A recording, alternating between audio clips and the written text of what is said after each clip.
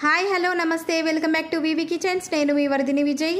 ఈరోజు మన కిచెన్లో ఆల్ టైమ్ ఫేవరెట్ రెసిపీ అయిన మసాలా వంకాయని చూపించబోతున్నానండి. ఈ మసాలా వంకాయ అన్ని రకాల రోటీస్తో కానీ చపాతీతో కానీ అన్నంతో కూడా చాలా బాగుంటుంది. ఈ గుత్తి వంకాయ కూరని రెగ్యులర్ స్టైల్లో కాకుండా ఫంక్షన్ క్యాటరింగ్ స్టైల్లో ప్రిపేర్ చేసి మీకు చూపించబోతున్నానండి.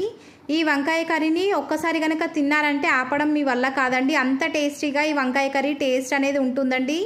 ఇంట్లో ఏదైనా స్పెషల్ అకేషన్ ఉన్నప్పుడు లేదా ఏవైనా ఫంక్షన్లు జరిగినప్పుడు ఈ మసాలా వంకాయని ఖచ్చితంగా ఫంక్షన్లో ప్రిపేర్ చేస్తూ ఉంటారండి. అలాంటి టేస్ట్తోనే మనం ఈ వంకాయ కర్రీని ప్రిపేర్ చేయబోతున్నామండి.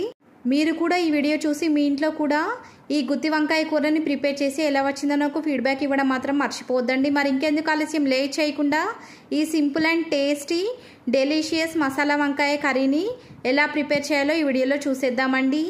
ముందుగా స్టవ్ వెలిగించి స్టవ్ పైన ఒక ప్యాన్ పెట్టి ఆ ప్యాన్ వేడైన తర్వాత ఆ ప్యాన్లోకి 1 టేబుల్ స్పూన్ దాకా పల్లీలను వేసి పల్లీలను బాగా కలుపుకుంటూ ఫ్రై చేసుకోవాలండి. పల్లీలు వేగిన తర్వాత ఇప్పుడు ఈ ప్యాన్లోకి 2 టేబుల్ స్పూన్ల దాకా నువ్వులను కూడా వేసుకొని కలుపుకుంటూ నువ్వులను కూడా 30 సెకండ్స్ పాటు బాగా ఫ్రై చేసుకోవాలండి. ఈ రెండు కూడా బాగా ఫ్రై అయిన తర్వాత ఈ ఫ్రై చేసుకున్నటువంటి పల్లీలు నువ్వులు రెండింటిని కూడా ఒక ప్లేట్లోకి ట్రాన్స్ఫర్ చేసుకొని ఇప్పుడు అదే ప్యాన్లోకి 3 టేబుల్ స్పూన్ల దాకా ఆయిల్ని వేసి వేడి చేసుకొని ఆయిల్ వేడైన తర్వాత ఆయిల్లోకి 1 టీ స్పూన్ దాకా జీలకర్రను కూడా వేసుకొని వేయించుకోవాలండి. జీలకర్ర ఫ్రై అయిన తర్వాత ఒక బిర్యానీ ఆకును, 8 లవంగాలు, 2 ఇంచుల దాల్చిన చెక్క, 2 ఇలాచీలు, 1 టీ స్పూన్ వరకు సాజీరా, 1 టీ స్పూన్ దాకా ధనియాలను కూడా వేసుకొని వీటన్నిటిని కూడా 30 సెకండ్స్ పాటు కలుపుకుంటూ ఫ్రై చేసుకోవాలండి. ఈ ప్రాసెస్ మొత్తం కూడా మంటను లో ఫ్లేమ్లోకి అడ్జస్ట్ చేసుకొని మాత్రమే కంప్లీట్ చేయాలండి. లేదంటే ఈ మసాలాలు మొత్తం కూడా మాడిపోయే ఛాన్స్ ఉంటుందండి.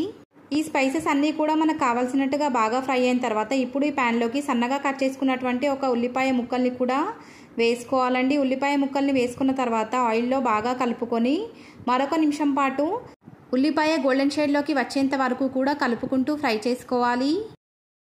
ఉల్లిపాయలు గోల్డెన్ షేడ్లోకి వచ్చిన తర్వాత ఇప్పుడు ఈ ప్యాన్లోకి 2 కట్ చేసుకున్నటువంటి టమాటో ముక్కలను కూడా వేసుకొని టమాటో ముక్కలు మొత్తం కూడా ఆయిల్లో బాగా కలిసేలాగా ఒకసారి కలుపుకొని ఈ టమాటోలను 3 నిమిషాల పాటు మంటను లో ఫ్లేమ్లోకి అడ్జస్ట్ చేసుకొని మాత్రమే మధ్య మధ్యలో కలుపుకుంటూ టమాటో పైన తొక్క ఊడి వచ్చేంత వరకు కూడా బాగా మగ్గించుకోవాలండి. ప్యాన్ పైన మూత పెట్టి మంటను లో ఫ్లేమ్లోకి అడ్జస్ట్ చేసుకొని మాత్రమే మధ్య మధ్యలో కలుపుకుంటూ ఈ టమాటో మొత్తాన్ని కూడా బాగా మగ్గనివ్వాలి.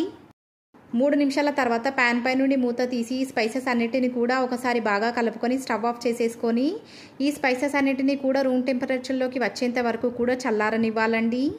రూమ్ టెంపరేచర్లోకి ఈ స్పైసెస్ అన్నీ కూడా వచ్చిన తర్వాత ఒక మిక్సీ జార్లోకి ఇందాక మనం ఫ్రై చేసి పక్కనుంచుకున్నటువంటి నువ్వులు పల్లీలను వేసుకొని వాటిని మెత్తని పౌడర్ లాగా ప్రిపేర్ చేసుకోవాలండి. వీడియోలో చూపించిన విధంగా మెత్తటి పౌడర్ ప్రిపేర్ అయిన తర్వాత ఇప్పుడు ఈ మిక్సీ జార్లోకి ఇందాక మనం ఫ్రై చేసి చల్లార్చుకున్నటువంటి ఉల్లిపాయ టమాటో ముక్కలను కూడా వేసుకున్న తర్వాత ఇప్పుడు ఈ మిక్సీ జార్లోకి చేతి నిండా కొత్తిమీరని, కొంచెం కరివేపాకుని, చిన్న నిమ్మకాయ సైజ్ అంతా చింతపండును నానబెట్టుకొని దాన్ని కూడా ఈ మిక్సీ జార్లోకి వేసుకోవాలండి. వీటన్నిటిని కూడా వేసుకున్న తర్వాత 2 టేబుల్ స్పూన్ల దాకా కారాన్ని, రుచికి తగినంత ఉప్పుని, 1 టీ స్పూన్ దాకా అల్లం వెల్లుల్లి పేస్ట్ని, చిటికడంతా పసుపును కూడా వేసుకొని వీటన్నిటిని కూడా మెత్తటి పేస్ట్ లాగా ప్రిపేర్ చేసుకొని కాసేపు పక్కన ఉంచుకోవాలండి. ఇప్పుడు స్టవ్ వెలిగించి స్టవ్ పైన అదే ప్యాన్లోకి ఇంకో 2 టేబుల్ స్పూన్ల దాకా ఆయిల్ని వేసి బాగా వేడి చేసుకోవాలి. ఆయిల్ బాగా వేడైన తర్వాత ఇప్పుడు ఈ ఆయిల్లోకి 1/2 టీ స్పూన్ దాకా జీలకర్ర ఆవాలను వేసి ఫ్రై చేసుకోవాలండి. జీలకర్ర ఆవాలు ఫ్రై అయిన తర్వాత 1/2 కేజీ దాకా ముద్దగా కట్ చేసుకున్నటువంటి వంకాయలను ఈ ఆయిల్లోకి వేసుకొని బాగా కలుపుకోవాలి.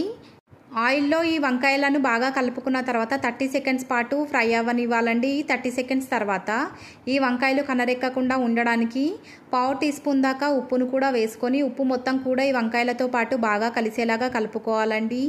ఇలా మనం ఆయిల్లో ఫ్రై చేసేటప్పుడు కాస్త సాల్ట్ని యాడ్ చేయడం వల్ల వంకాయలు అనేటివి కనరెక్కకుండా బాగా ఉంటాయండి. లేదంటే ఈ వంకాయలు కాస్త రుచి, రంగు రెండు కూడా మారే ఛాన్స్ ఉంటుందండి. ఇప్పుడు ప్యాన్ పైన మూత పెట్టి ఈ వంకాయలను 2 నుంచి 3 నిమిషాల పాటు మంటను లో ఫ్లేమ్లోకి అడ్జస్ట్ చేసుకొని మాత్రమే కలుపుకుంటూ ఫ్రై చేసుకోవాలి. ఇలా ఆయిల్లో వంకాయను ఫ్రై చేసుకోవడం వల్ల వంకాయ టేస్ట్ అనేది చాలా బాగా ఉంటుందండి. 3 నిమిషాల తర్వాత ప్యాన్ పై నుండి మూత తీసి వంకాయలు మొత్తాన్ని కూడా ఒకసారి బాగా కలుపుకొని ఇప్పుడు ఈ ప్యాన్లోకి ఇందాక మనం ప్రిపేర్ చేసి పక్కన ఉంచుకున్నటువంటి మసాలా మిశ్రమం మొత్తాన్ని కూడా వేసుకోవాలి. ఇలా మసాలా మిశ్రమం మొత్తాన్ని కూడా వేసుకున్న తర్వాత వంకాయలు మొత్తానికి కూడా మనం యాడ్ చేసుకున్నటువంటి ఈ మసాలా మొత్తం కలిసేలాగా ఒకసారి అడుగు నుంచి కూడా బాగా కలుపుకోవాలి. మసాలా మొత్తాన్ని కూడా వంకాయలతో పాటు బాగా కలిసేలాగా కలుపుకున్న తర్వాత ఇప్పుడు ప్యాన్ పైన మూత పెట్టి మరొక 2 నిమిషాల పాటు ఈ మసాలా వంకాయ రెండు కూడా కలిసి ఉడిగేలాగా ఆయిల్లో బాగా ఫ్రై చేసుకోవాలండి. ప్యాన్ పైన మూత పెట్టి మంటను లో ఫ్లేమ్లోకి అడ్జస్ట్ చేసుకొని మరొక 2 నిమిషాల పాటు ఈ వంకాయలోని మసాలా నుంచి ఆయిల్ అనేది పైకి వచ్చేంత వరకు కూడా ఈ వంకాయను బాగా ఫ్రై చేసుకోవాలి. మీరు కనుక వీడియోను కరెక్ట్గా అబ్జర్వ్ చేశారంటే ఈ మసాలా నుంచి ఆయిల్ అనేది సపరేట్ అవ్వడం స్టార్ట్ అయిందండి. ఇలా ఆయిల్ అనేది సపరేట్ అయిన టైంలో ఈ వంకాయ కర్రీని అడుగు నుంచి ఒకసారి బాగా కలుపుకొని ఇప్పుడు ఈ ప్యాన్లోకి 1/2 లీటర్ దాకా మంచినీళ్ళను వేసుకొని ఆ మంచినీళ్ళు మొత్తం కూడా ఈ వంకాయ మసాలాతో పాటు బాగా కలిసేలాగా ఒకసారి కలుపుకొని మంటను హై ఫ్లేమ్లోకి అడ్జస్ట్ చేసుకొని మరొక 5 మినిట్స్ పాటు బాగా ఉడకనివ్వాలండి. 5 మినిట్స్ తర్వాత ప్యాన్ పై నుండి మూత తీసి అడుగు నుంచి కూడా ఈ కర్రీ మొత్తాన్ని కూడా ఒకసారి బాగా కలుపుకొని వంకాయ మనకు కావాల్సినట్టుగా ఉడికిందో లేదో ఒకసారి చెక్ చేసుకోవాలండి. నాకైతే ఈ వంకాయ నాకు కావాల్సినట్టుగా చాలా బాగా ఉడికిందండి. మీకు కనుక మరీ మెత్తగా కావాలనుకుంటే మరొక 2 నిమిషాల పాటు ఈ వంకాయను ఉడికించుకోవాలండి. వీడియోలో చూపించినట్టుగా గ్రేవీ కన్సిస్టెన్సీ ఉన్నప్పుడే స్టవ్ ఆఫ్ చేసేయాలండి. ఎందుకంటే ఈ కర్రీ చల్లారిన తర్వాత చిక్కగా అయ్యే ఛాన్స్ ఉంటుందండి. అందుకే స్టవ్ ఆఫ్ చేసేసుకొని ఈ వంకాయ కర్రీని కాస్త చల్లారిన తర్వాత ఒక సర్వింగ్ బౌల్లోకి ట్రాన్స్ఫర్ చేసేసుకోవాలి. చూస్తుంటేనే నోరూరిపోయేలాగా ఈ కర్రీ కనిపిస్తుంది కదండి. మీరు కూడా మీ ఇంట్లో ఖచ్చితంగా ప్రిపేర్ చేసుకోండి.